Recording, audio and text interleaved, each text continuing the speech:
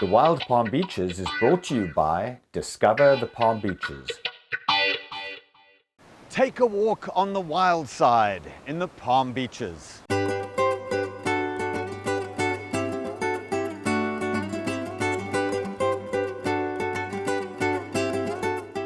Ecotourism is big business in Palm Beach County. From lions to loggerheads, our resident wildlife population is one of the things that makes the Palm Beaches a special place to visit. Aquatic adventures let you see our majestic sea turtles and tropical fish in living color, while our zoos, wildlife parks, and natural areas give you an up-close look at everything from rhinos to alligators. It is here that nature is on full display. It's like nowhere else in the world.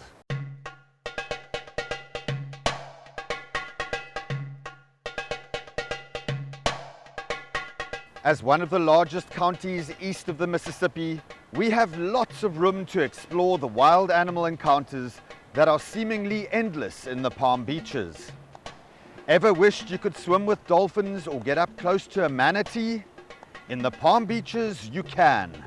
From the Florida Everglades and the Loxahatchee River to the Intracoastal Waterway and the Atlantic Ocean, take a walk on the wild side and discover the great outdoors in a tropical paradise. Join me, James Currie, as we discover the Wild Palm Beaches. On this episode of Wild Palm Beaches, we'll visit a place where native is nurtured and meet some of their pampered inhabitants, including some cool cats that aren't afraid of the camera. We'll also explore the art of nature with a local artist that calls the Palm Beaches home. Then it's time to get wild with Jada and Benji as they gear up for a bike and hike expedition that's full of wild surprises. All this and more right here on the Wild Palm Beaches.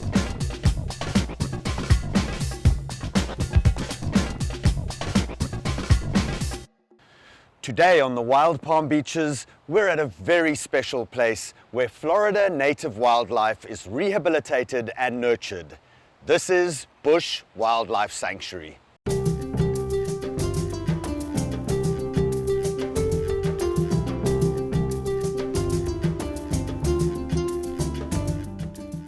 Joining me today is Amy Kite, the Executive Director of Bush Wildlife Sanctuary. Amy, tell us a little bit about the sanctuary here. When did it start and how big is the area? Sure, my pleasure. So we started in 1983 actually, down in Miami. And we were down there, we're a wildlife hospital first and foremost. That's how we started, taking in sick, injured, and orphaned wild animals native to the state of Florida.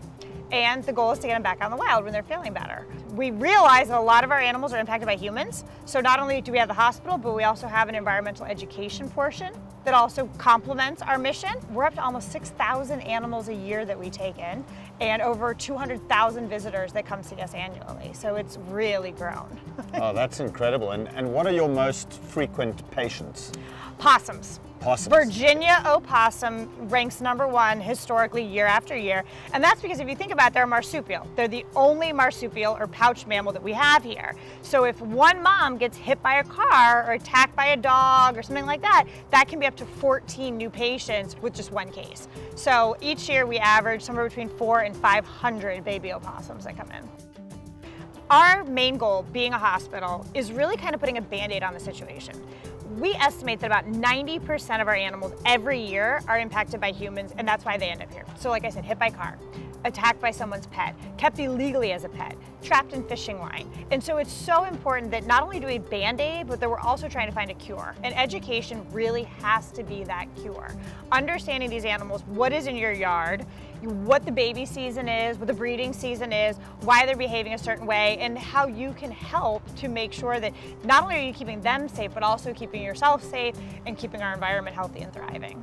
What stands out as some of the most amazing stories that you can tell about recovery? I mean, there's just all kinds of different and unique ones. One of my favorite is actually one of our animal ambassadors. So it's not one that's been released back out in the wild, but it was my first experience with the youngest baby bald eagle that I had ever seen in my career. At 6 weeks old, he had cancer that had overtaken the side of his face. So we were able to go in, remove that, He does lose his eye, unfortunately, in the process because it was damaged from the tumor, but now he's an educational ambassador. Not only is it a story of our wildlife, but there's a survival aspect. Children who are dealing with serious illnesses and a story of hope and survival, and not only to mention cancer survivors. You know, there's so many factors when I bring him out to programs that people connect to this animal. And yeah, he didn't go back in the wild, but the amount of eagles that now are appreciated because of him, I love him. And so if somebody comes across an injured animal or an injured bird and they don't know what to do with it, what is the procedure for somebody? Call us. First and foremost, technology is amazing now. Take a video, take a picture, send it to us. A lot of times these animals don't necessarily need intervention, but we as humans don't understand the natural behaviors and we want to help. So reach out to us, let us know what's going on, and we can talk you through. Leave it alone, move it somewhere safe, bring it to us, whatever that case may be, we can help you get into the end goal. Well, thank you very much. It's great learning about the sanctuary. We're not the stars of the show though, so we're going to head out and meet the real stars of the show with Amy.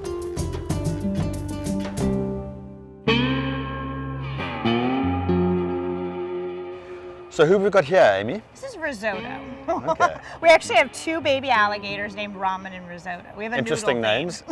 Yeah. It's what happens when you let the little campers name the animals. You get all kinds of fun names. This little guy was actually being kept illegally as a pet. So here in Florida, if an alligator is fed by a human just one time, the state considers them too dangerous to be released because they've lost their fear of us. And so therefore, if somebody does have one, it's been interesting. We get a lot of cases because of social media. People think they're cool and they post their animals and then they get caught because the agencies are always trolling those sites looking, and they come to us and we use them for our education programs.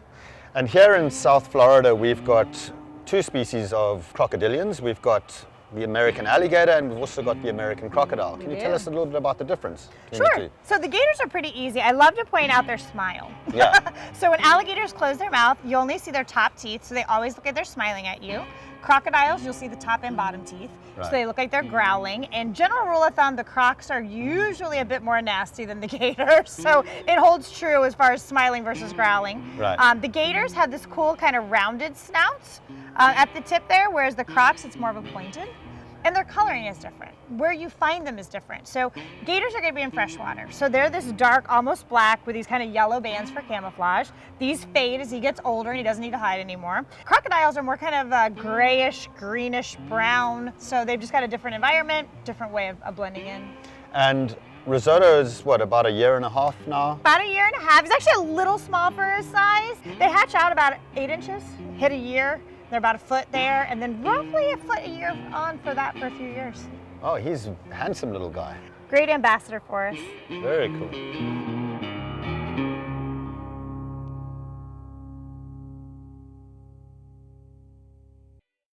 The Wild Palm Beaches is brought to you by Discover the Palm Beaches.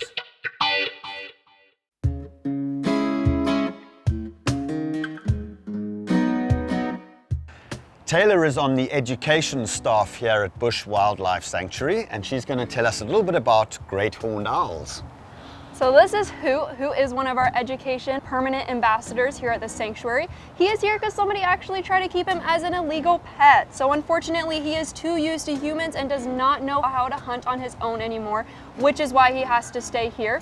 Great horned owls are the largest owls that we have here in Florida, and they, being so large, are actually the main predators of skunks. So they actually have a special eyelid called the nictitating membrane that protects their eyelids, and they have a very poor sense of smell and taste. So they are very easily able to grab those skunks, in addition to any other smaller rodents as well.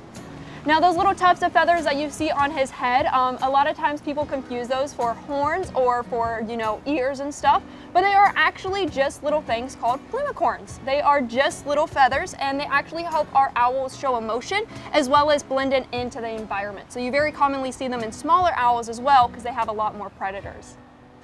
And this is a male, right? A female will be substantially bigger. Yes, so the females tend to be a lot larger than the males because the females are actually the ones protecting the nesting site as well as keeping the babies warm, while the males have to be smaller because they have to be more agile to be able to go out and get the food.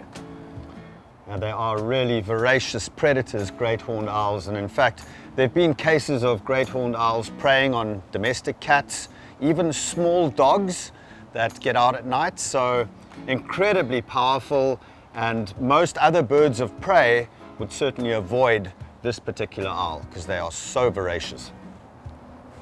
Yeah, a lot of times they do tend to be the main predator also to a lot of the other smaller owls and the smaller birds of prey, because being birds of prey, they usually don't have a lot of predators, but this is typically one of the main predators to a lot of the other smaller owls because they're so large and have such those sharp talons, which is why I have this nice thick leather glove, because a lot of times you can even feel their pressure even through this 3-layer of leather material. So this is an animal, Taylor, that is so well adapted to its ability to hunt at night, right? It's got these forward-facing large eyes, but one of the most amazing things about owls is their ability to have silent flight. Can you tell us a little bit about that? Yeah, so being such large birds of prey out during the nighttime, they want to be able to sneak up on their prey easily. And also, again, being smaller owls, they want to be able to get away from their prey and their predators. So what they have is something called silent flight. So essentially, when you usually hear a bird flying, such as a pigeon and vulture, it's actually the turbulence going up against their wings, making all this noise. These guys actually have microscopic hooks on each of their individual feathers, which actually breaks up that wind turbulence. And also they have very large wings compared to their body, allowing them to make less flapping. Combine those together, you have silent flight. And then look at the size of those talons. Really, really big talons, and that beautiful hooked razor sharp beak, which will help them dispatch their prey. All in all, an incredible killing machine of the night. Yes, for sure. Full access. Porter, I see you. This is Penelope. She says, ooh, that could be fun to play with. She's like, he stinks. I want to get pee him. on you. Oh, Oh, big yawn. Porty, come on. Oh, let me stretch it out. hi. Porter and Penelope actually came into us when they were itty bitty and their eyes were so closed. Someone had been seeing a bobcat in their yard more frequently, and they panicked and they took it upon themselves to illegally trap and move the animal. And so that orphaned the babies. Unfortunately, we didn't have a foster bobcat, so they were raised by humans and just got too used to humans because that's all they ever knew. And so the decision was made to turn them into ambassadors for their species. And Cute. adorable. He so still has adorable. his claws. Ouch. Thank you. They are so gorgeous. Wow. Amazing. Everybody always likes to ask, oh, are they tame? I never use that word. They're tolerant, Right. Right. And mostly they'll tolerate us for so long, and then when their tolerance runs out, they are wild animals, just like anything else. Right. He says, oh yeah, you're mine now. You might get an ear piercing. That's okay. It's a great story. He's licking my hair.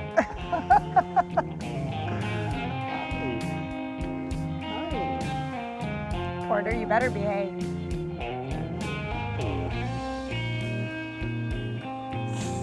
Are you starting to feel the? He's keeping you. That's all right. That's all right. Hi.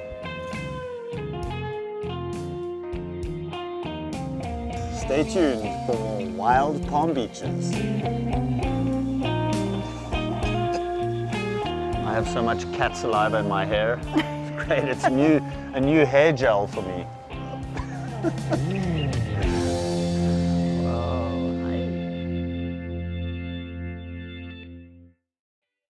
The Wild Palm Beaches is brought to you by Discover the Palm Beaches. Hey, I'm Benji, I'm Jada, and it's time to get wild in the Palm Beaches.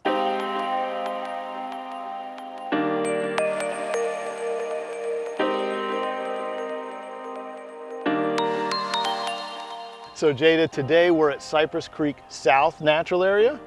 So up here in Jupiter, right next to Riverbend Park, And one of the reasons that we came here today is obviously to have an adventure on our bikes, right? Yep. So we're gonna do some biking, we're gonna do some hiking. So that's what we're doing today, is we're highlighting this system we call the Jaeger Wildways.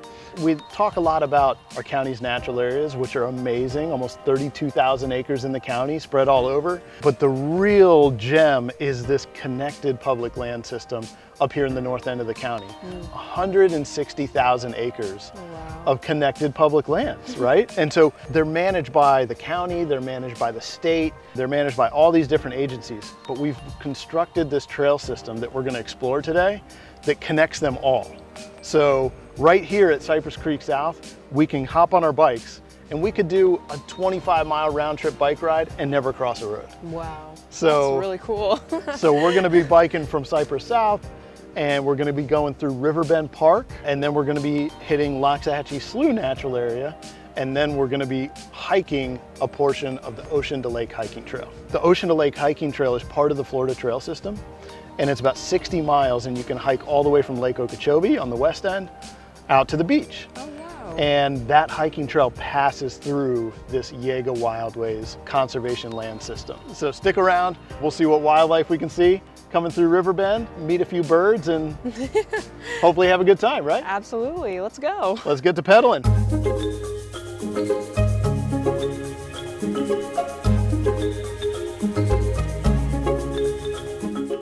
Check this out, we've got this little family of raccoons over here. But you can see, look at them with their hands. They're working in the mud, they're foraging around looking for little insects, invertebrates, crayfish, you know, all that natural food. But the raccoon is one of these kind of really cool stories, and it highlights how, you know, as much as we try to think sometimes that we're not part of nature, we absolutely are. So raccoons are one of these animals that are really closely associated with humans, and their population levels have actually exploded because of all the urban development. What do we leave a lot of? Trash. Trash, exactly. And so we actually, through our trash, provide raccoons with tons of food. So these are one of these animals that, you know, their population used to be much lower naturally, but because of all of the development that we have done, their populations have exploded around urban areas. But you can see how nimble they are with those little front paws. They're almost like hands. And that's why if you're a camper, you know that you've got to keep your food locked up tight, because these guys can get into coolers and pretty much everything that doesn't have a lock on it.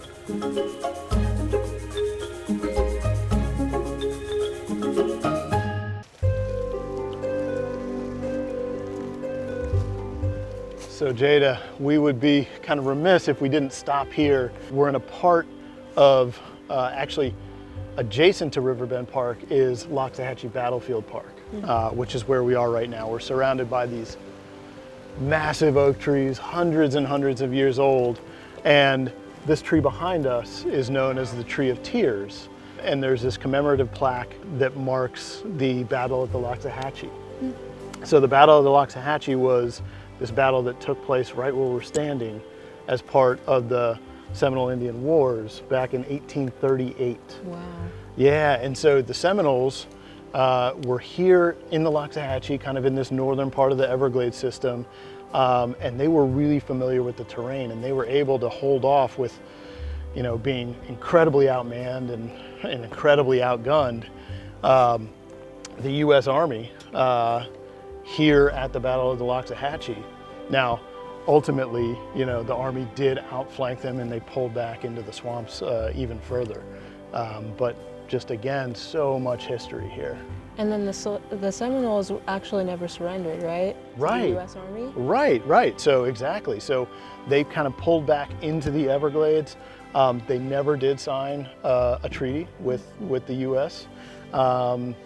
And you know, the Seminoles are here in such an integral part of our community in Florida today. But this kind of shows some of that history, and it provides this area that's preserved for everybody to come and learn about the cultural history of this area. But just pretty amazing to be out here. And as we're sitting here kind of taking in the reverence of this place, you know, we've got red-shouldered hawks flying past us, and I'm sure there's some owls looking at us, so let's go see if we can find some more. Yep, let's go. All right, Jada.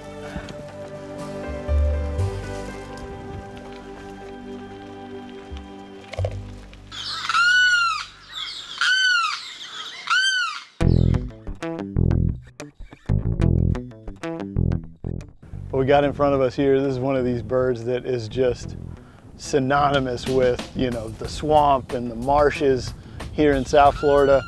A lot of people probably hear these around their neighborhoods more than they see them. They have this really dramatic call. So this limpkin right here, this is a bird of the marsh, the wetlands and the rivers. They're gonna use that really robust beak to eat things like different kinds of mollusks, you know, apple snails are one of their main food sources. This guy's out on the canal bank here, and we're in this section of trail that is between Riverbend Park and Loxahatchee Slough. But along these canal banks, there's plenty of forage food for this bird to take advantage of. So while normally you would see these kind of deep in the swamp, right here gives bikers and hikers a really unique opportunity to watch these birds and see them right up close out in the open.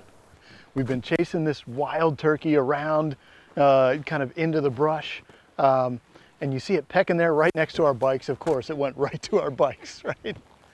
But this, I mean, this kind of symbol of America, a symbol of the New World, of North America, the wild turkey.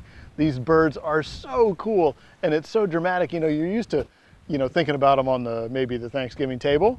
But these wild birds, when you see them flush and fly, it's just incredible to see a bird of that size fly up and roost in the trees where they kind of hang out in groups at night for safety. But this one's out foraging. Oh, he's dodging traffic.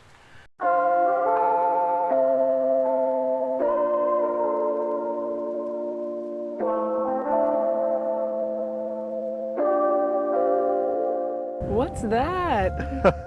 This is another one of these, you know, symbols of Florida. Everybody who comes to Florida has seen these enormous yellow grasshoppers. They're called lubber grasshoppers. But this is what they look like when they're in their juvenile phase. And they're all black with this either yellow or red stripe running down the center of them. So cool. He's getting a little feisty, Jada. What do you think? You want to hold him? I don't think so. Bugs are for everybody.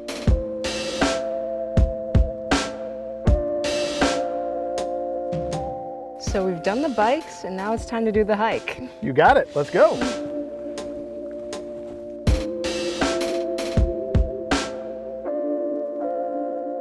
Whoa, what's that over there?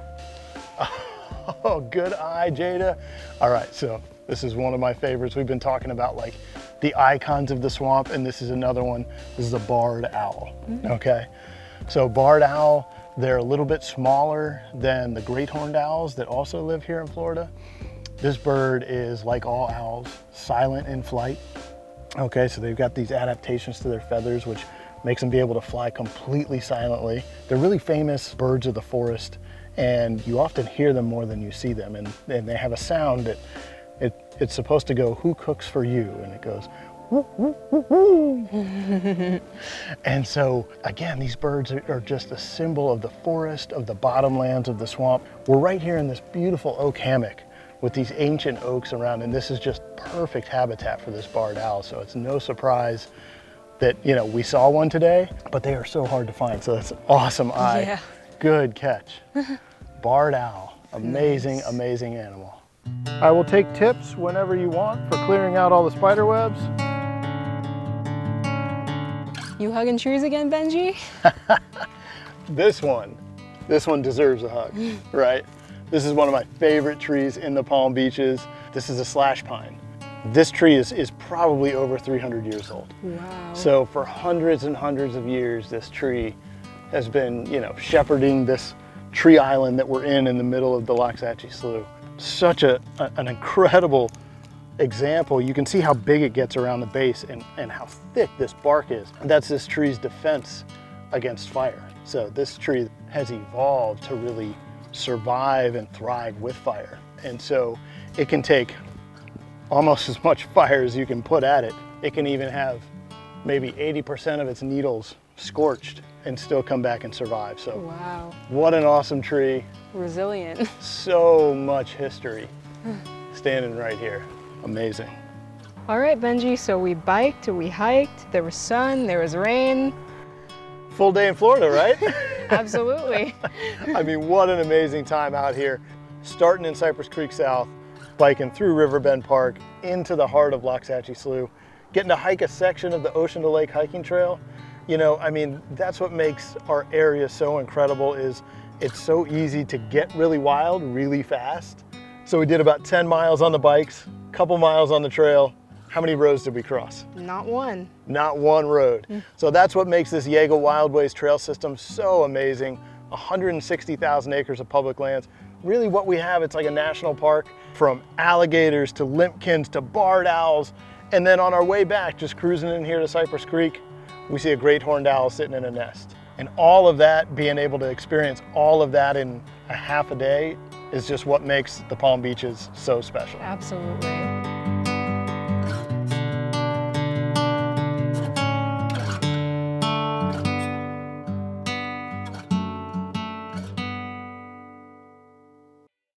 The Wild Palm Beaches is brought to you by Discover the Palm Beaches.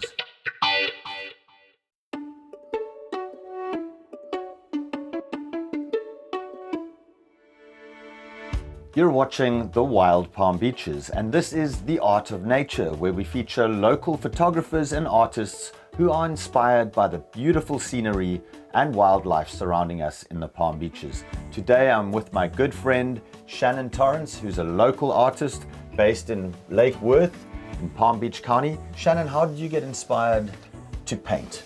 I get inspired by being in nature, just being out there where the light is beautiful and you can actually get the true colors. So I paint at the beach, the nature reserves, places like that.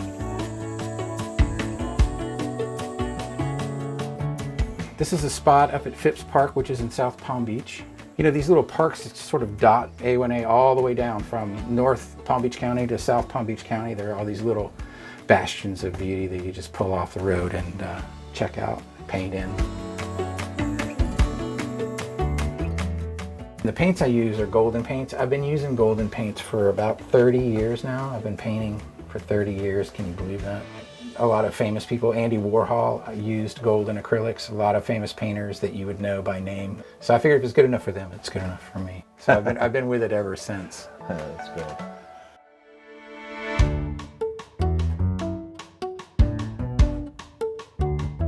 So I was doing a very, very large panel. It was about 4 foot by 5 foot panel on the beach. I decided I was going to try to paint something very large on the beach. I get it all set up, and it's early in the morning. My wife helps me set it up, and she goes looking for shells or whatever, and I start painting. A yoga group shows up, and they set up right in front of me, right? And there are 30 women, you know, all women dressed in yoga outfits, and they start doing yoga in front of me. All these men kept coming over, you know, telling me what a pervert I was for setting my easel up here. When in all actuality, they showed up later. It wasn't, you know, the other way. But yeah, that's one of the crazier stories that's happened to me. That's a great one.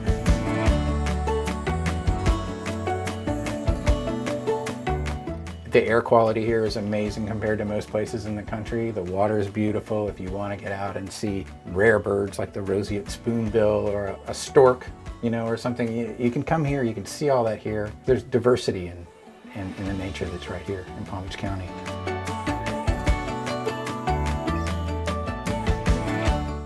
Even in such a built-up area like Florida, where you've got this sort of rim of hotels and people living, I can go 20 minutes from here and be in the middle of the Everglades, pristine and beautiful, and go 5 minutes that way and I've got the Atlantic Ocean and some of the most beautiful beaches. So it really is amazing to go to those wild areas in Palm Beach County and sit and connect with nature.